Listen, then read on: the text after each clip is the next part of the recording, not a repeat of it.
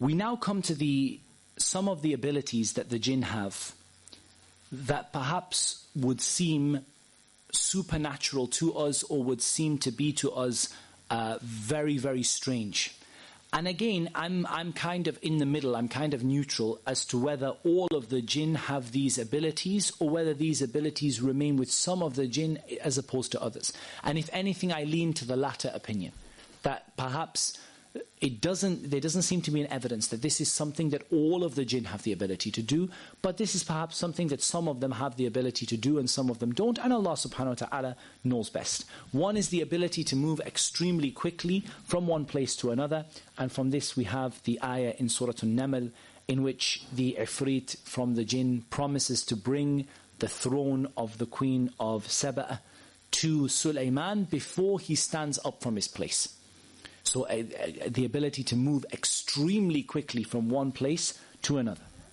The ability to ascend very high up, and we mentioned the ayah in Surah Al-Jinn. And in this, I think it's worthwhile reading the hadith in Bukhari from the hadith of Abu Hurairah that the Prophet ﷺ said, when Allah decrees a matter in heaven, angels beat their wings in submission to what He says with a sound like a chain beating on a rock. Then when fear is banished from their hearts, they say, what has your Lord said? They say the truth, and He is the Most High, the Most Great. So those who are trying to eavesdrop from the jinn, hear it. And those who are trying to eavesdrop are standing one on top of the other. So he hears a word and passes it on to the one beneath him, who passes it on in turn until it reaches the lips of the sorcerer or the soothsayer. Sometimes the flaming fire will hit him before he passes it on, and sometimes he will pass it on before he is hit, and he tells 100 lies along with it. Then it is said, did he not tell us on such and such a day that such and such a thing would happen? So the fortune teller is believed for the one word that was heard by the jinn from the heaven. So this explains to you how the fortune telling works. And from this is their ability to change shape or to take certain forms. We had the hadith of the snake jinn in Medina. And likewise the Prophet ﷺ affirmed their ability to touch a person or to possess a person. And in Sahih al-Bukhari and Muslim, the Prophet ﷺ said, the shaitan flows through the children of Adam in the way that the blood flows. Once we've talked a little bit about the jinn, we need to talk about what the jinn are not.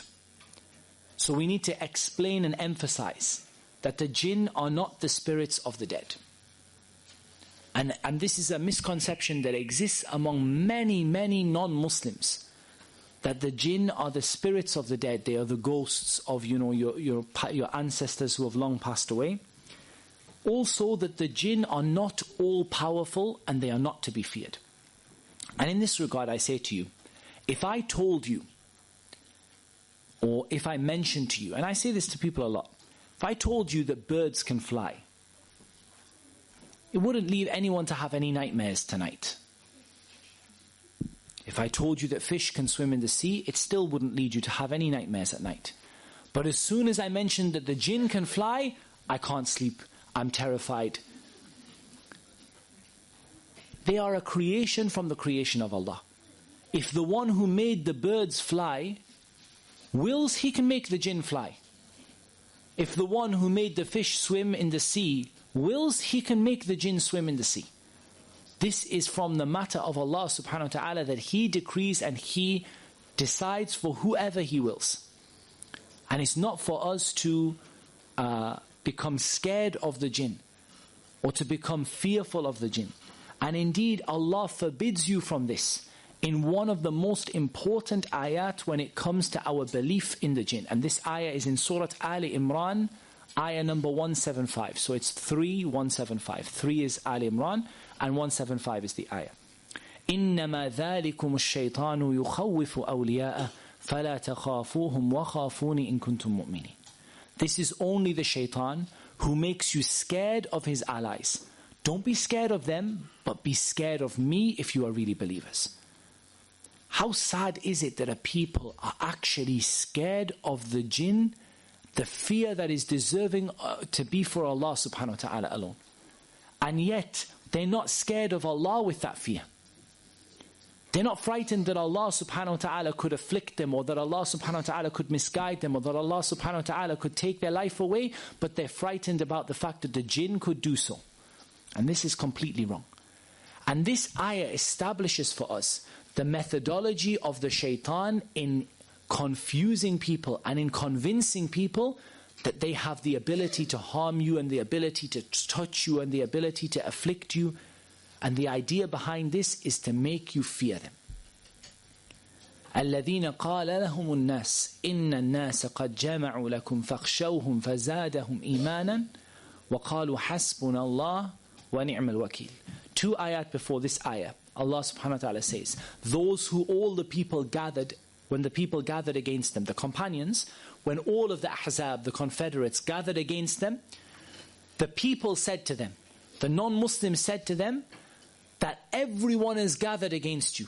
In other words, you're destroyed now. The whole of Arabia has gathered against you. So you should fear them. And then Allah says it increased them in Iman. And they said, sufficient for us is Allah, and He is the best disposer of affairs. So look at the reaction of the companions. The whole of the Arabian armies, one by one, they all came to attack Medina. And they only served to increase the companions in faith, and for them to say, sufficient for us is Allah, and He's the best disposer of affairs. And then after another ayah, Allah subhanahu wa ta'ala says, this is only the shaitan who makes you fear his allies, from the men and from the jinn. Don't fear them, but fear me, if you are really believers. So we need to direct our fear towards Allah, and our concern towards Allah, not towards the jinn. The jinn are another creation from the creation of Allah. And if Iblis and all of his army came against you to harm you with something, they wouldn't be able to harm you unless Allah allowed them to harm you. And if they all of them came to help you or to protect you against something, they wouldn't be able to protect you against something that Allah had not willed to protect you against. And in this I emphasize everybody to link between the previous lesson and this one with the hadith of Ibn Abbas in the 40 hadith of Imam al-Nawawi. And this hadith is absolutely one of the most fundamental hadith in Islam.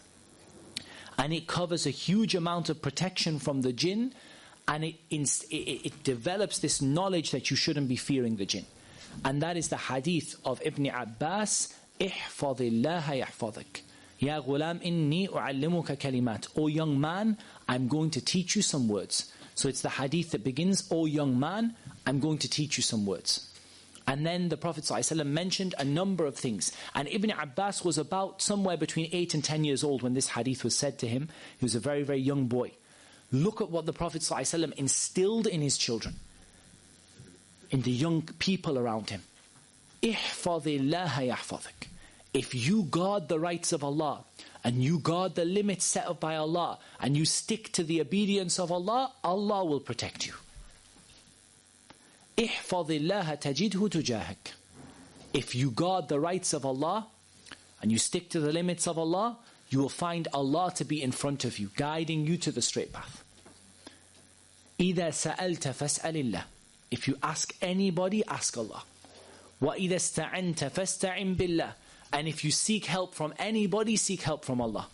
And then came the point that we mentioned, that know that if all of the people gathered against you to harm you with something, they would not be able to harm, or to benefit you with something, they would not be able to benefit you with something that Allah had not written for you. And if they all came together to harm you, they would not be able to harm you with something except that Allah had written it against you. The pens have been lifted and the scrolls have dried. And in another wording, تَعَرَّفْ عَلَى اللَّهِ فِي الرَّخَاءِ يَعْرِفْكَ فِي الشِّدَّةِ. Come to know Allah at times of ease, and Allah will know you at times of difficulty. If you want Allah to be there for you when things are difficult, make sure that you worship Allah when things are easy. Otherwise, everybody worships Allah when things are difficult. When things are difficult, everybody turns to Allah and starts praying and starts reading the Quran. But the key to it is, or the secret to it is, to be worshipping Allah when things are easy. And Allah subhanahu wa ta'ala will be there for you when things are difficult. Another misconception that we want to remove regarding the jinn is that the jinn are not fallen angels. The jinn are not fallen angels. And again, this misconception exists among some Muslims, but primarily among non-Muslims, that the jinn are fallen angels or that Iblis was a fallen angel. And the confusion among the Muslims tends to be from the statement of Allah, فَسَجَدُوا إِلَّا إِبْلِيسِ. They all prostrated except for Iblis. And what we say about this is a simple feature of Arabic. First of all, Allah subhanahu wa ta'ala says, كَانَ مِنَ الْجِنِّ. Iblis was from the jinn. And Iblis, in Surah Al-A'raf, Allah narrates or relates from Iblis that he said, خَلَقْتَنِي مِن نَار. You created me from fire. And the jinn are those who are created from fire. So we have two clear proofs in the Quran that Iblis was a jinn. But why does Allah say all of the angels prostrated except Iblis? This is a normal feature of the Arabic language, in which we say things like, all of the students left except the teacher, all of the players left except the fans. This is a normal use of the Arabic language. However, when people lost the Arabic language and became far away from it, and it became colloquialized and they lost the classical Arabic, they became confused. And even many people who speak Arabic became confused by this. And they said that, no, it seems that Iblis is an angel. Whereas there's no evidence for this. If you look at the poetry of the Arabs, if you look at the Quran, if you look at the hadith of the Prophet ﷺ, the evidence of pure Arabic language, it's extremely common to make an exception from something that is not part of the group that you are making the exception from. So you say, for example, all of the students left except the teacher, even though the teacher is not a student. And you say all of the players left except the fans. This is normal Arabic, in classical Arabic. And so there's no evidence that Iblis was from this, that Iblis was an angel. Rather, there are two evidences in the Quran. One is the statement of Allah, كَانَ مِنَ الْجِنِّ, in Surah Al-Kahf, he was a jinn, from the jinn. And the other is the statement of Iblis, خَلَقْتَنِي مِن نَار, you created me from fire. And it's well known that the angels were created from light and the jinn were created from fire.